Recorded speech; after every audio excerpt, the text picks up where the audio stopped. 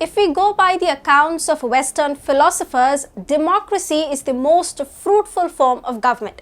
But as you delve deeper into the system and analyze the statements made by democratic leaders, you can find more deceit than the one autocratic regimes are blamed for. Germany's support for Muhammad Zubair also has a larger meaning than the prima facie observation. Hi and welcome to TFI English, the national socio-political analysis arm of the TFI Media Group. I'm your host Tejasvi Malhotra, and if you haven't subscribed to the TFI English channel yet, please hit the subscribe button and press the bell icon to receive all the latest updates. Coming back to the story in this video, I'm here to tell you the larger significance behind Germany interfering in India's internal matters. Let's begin. European leaders have become so desperate that they are using internal issues of a country situated thousands of kilometers away to strengthen their domestic politics.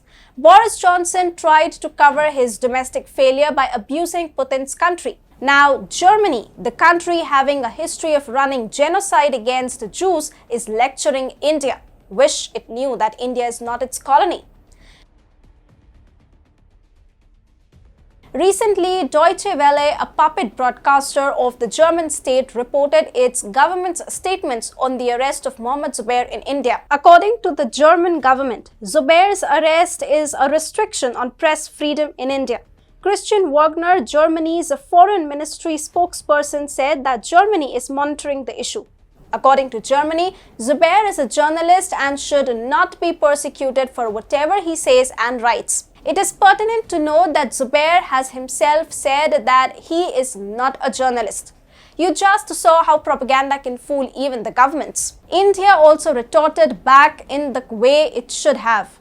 It aptly termed the statement as uninformed and unhelpful, asserting that the German government has crossed the Lakshman Rekha of respecting the sovereignty of India. Arindam Bagchi, MEA spokesperson, said, "In itself, it's a domestic issue. Let me emphasize that there is a judicial process underway in this case, and I don't think it would be appropriate for me or anyone else to comment on a case that is sub judice. I think the independence of our judiciary is well recognized, and uninformed comments are unhelpful and should be avoided."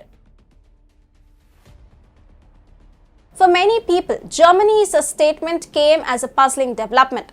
But just like everything Westerners say, there is self-interest at stake. The issue is immigration. Yes, Germany is trying to woo Muslim immigrants into the country. Let us find out why. After Hitler was ousted from power, Germany was a collapsing country. Additionally, low birth rates and labor shortage had sabotaged its participation in the industrial development.